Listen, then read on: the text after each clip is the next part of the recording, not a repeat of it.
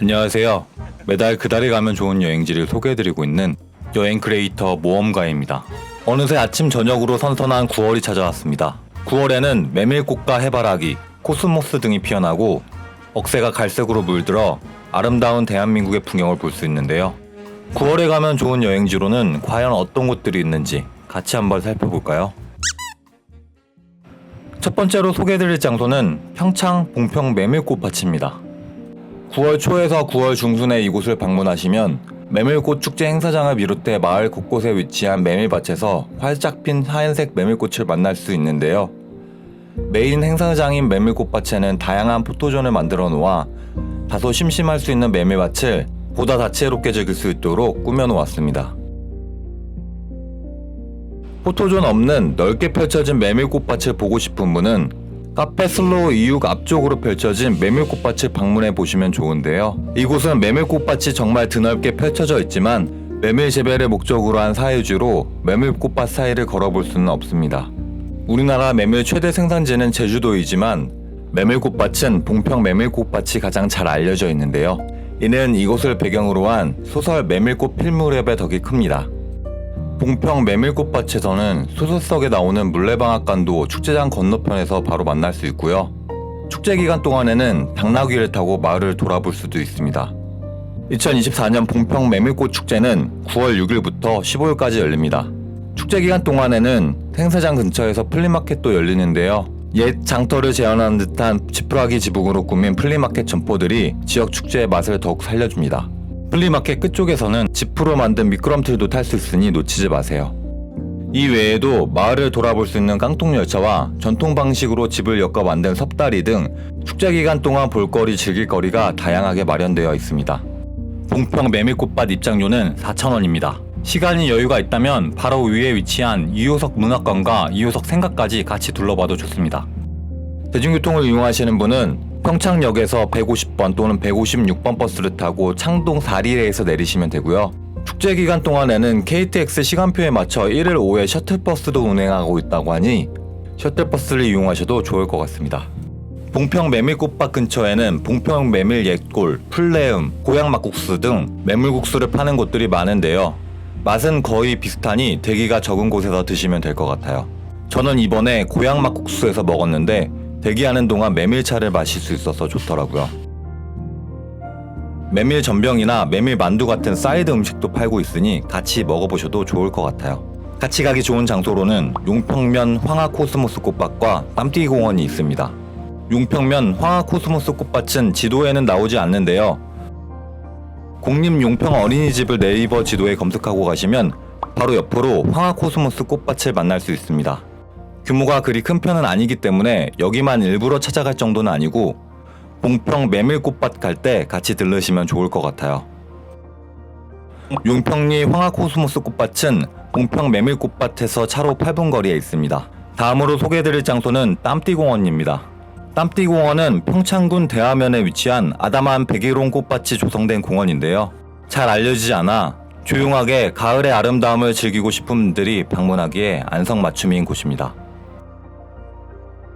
발을 담글 수 있는 작은 천이 마련되어 있어 아이들 물놀이 하기에도 좋고요. 현재 가동은 하고 있지 않지만 시원한 인공폭포도 있어 여름철 더위사냥 축제가 열린 곳이기도 합니다. 땀띠공원은 용평면 황하코스모스 꽃밭에서 차로 14분 거리에 위치해 있고요. 대중교통을 이용하는 경우 장평 시외버스 터미널에서 130번 또는 131번 버스를 타고 대화신용협동조합에서 내리시면 됩니다. 다음으로 소개해드릴 장소는 평창 백일홍 축제장입니다. 백일홍은 100일 동안 붉게 피는 꽃으로 비교적 오래 볼 수 있는 꽃인데요. 평창 백일홍 축제장에는 백일홍뿐만 아니라 보라색 버베나 꽃밭도 만날 수 있습니다. 초입에 위치한 풍차 전망대에 올라서는 드론으로 보는 것 같이 꽃밭의 전경을 내려다볼 수 있으니 놓치지 마세요. 평창 백일홍 축제는 9월 13일부터 9월 22일까지 10일간 열리고요. 축제 기간 전에는 입장이 어려우니 이 점 유의하시기 바랍니다. 운영 시간은 오전 9시부터 오후 6시까지이고요. 평창 백일홍 축제 입장료는 5,000원입니다. 대중교통을 이용하는 경우 평창 버스터미널에서 걸어서 25분이면 갈 수 있습니다. 다음으로 소개해드릴 장소는 민둥산입니다. 민둥산은 높이 1119m의 정선에 위치한 산인데요. 민둥산은 가을철 억새를 볼 수 있어 9월, 10월에 더 인기가 있는 산입니다. 1119m의 비교적 높은 산이지만 증산초교 쪽에서 1시간 정도면 오를 수 있고 자차로 가는 경우 거북이 쉼터 쪽에서 출발하면 20분에서 30분 정도면 충분히 오를 수 있는 비교적 쉬운 산입니다. 민둥산 억새밭은 화전민들이 농사를 짓기 위해 나무에 불을 질러 매貫이 드러난 곳에 억새가 자라나 조성되었다고 합니다. 민둥산 억새밭은 정상 오르기 전 상등성이에 조성되어 있는데요. 민둥산 억새꽃 축제는 9월 20일부터 11월 2일까지 진행된다고 합니다. 정상석 너머로는 움푹 패인 연못이 하나 보이는데요. 이 연못은 카르스트 지형에서 나타나는 돌리네입니다. 돌리네는 석회암 지대가 빗물의 침식작용과 화학적 용식작용에 의해 가라앉아 생긴 연못입니다. 돌리네까지는 산책로가 마련되어 있어 이렇게 내려가 볼 수 있습니다. 민둥산에 가신다면 돌리네까지 산책하고 오는 거 잊지 마세요.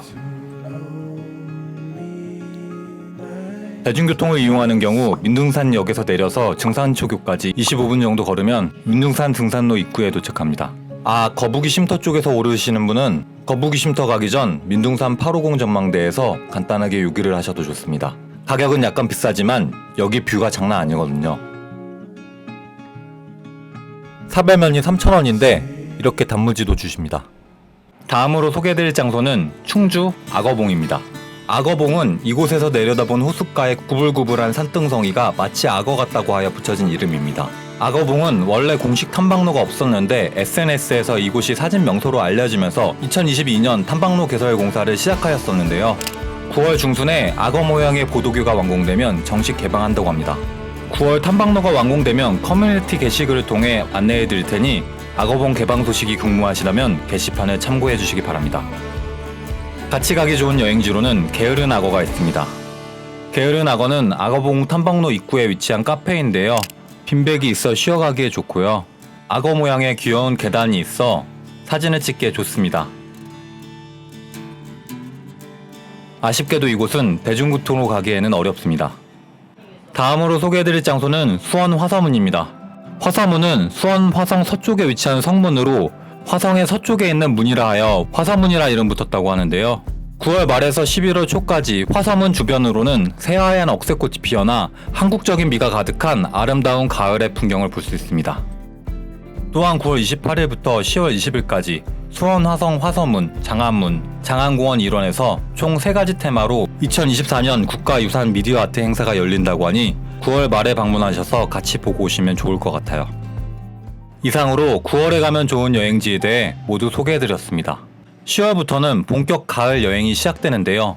10월 영상에서도 좋은 곳 많이 소개해드릴 테니 다음 영상이 궁금하시다면 구독하는 것 잊지 마세요. 이상 여행 크리에이터 모험가였습니다. 감사합니다.